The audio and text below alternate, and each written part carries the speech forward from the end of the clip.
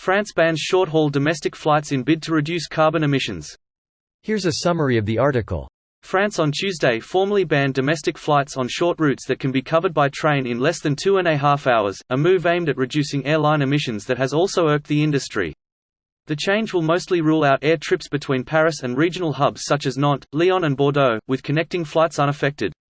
People making such trips should be able to make outbound and return train journeys on the same day, having spent 8 hours at their destination. Competitors were banned from simply filling the gap.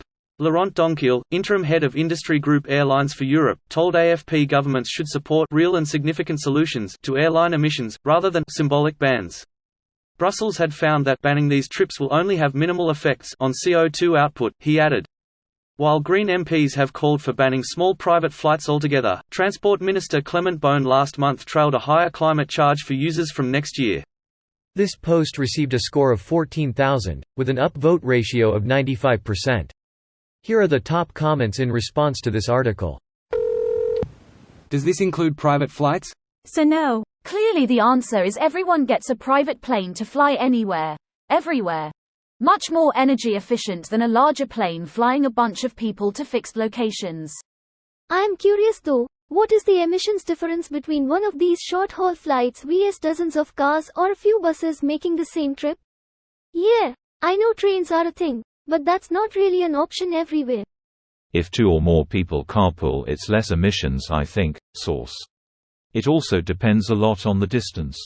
A bulk of fuel is used to just get up there, so shorter trips are significantly less efficient. Probably exactly why France is targeting these domestic short-haul flights. Also because they have trains as an alternative. Not just trains. Excellent trains. The UK's trains are a complete shambles, but in France, and most of mainland Europe, they are clean, reliable, on time, and fast. This is formalizing something that was already enacted and put in place in some situations. No, it's formalizing and codifying something that might have been, and still might be, illegal. Courts will decide if it's legal or not. Good to know it's another Reddit jump to conclusions situation. Banning short-haul flights where 40-plus people fit in a plane versus banning private jets and flights for a single person and his partner. Another demonstration of how the average Joe gets to live as a wage slave with the bare minimum of life enjoyment and luxury, while the 1% get to continue as they please. It's more like the top 0.001% that flies on private planes. According to politics and all those wealthy, good doers, every person counts, and everyone should do their part. Well then, even if it's just the 0.0001%, they can have their private flights banned in the same way as everyone else in order to help the climate. Smiley face. The law in all its wisdom equally bans the rich and poor from sleeping in the streets. People have been advocating high-speed rail in the US as an alternative to many domestic flights for a long time. The NIMBY and funding challenges have proven impossible to get past. The rail system in Europe is much better. Amtrak in the US is an unreliable piece of crap in most places around the country, with a few notable exceptions such as the DC corridor.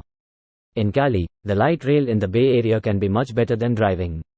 However, it still falls short of what we see in Europe. I bet we see more of this in the EU, making the US look worse and worse over time. This video was automatically created by Reddit to speech. The article and comments in this video were selected from Reddit according to their upvotes, and any paraphrasing was performed by smmry.com, without any human intervention.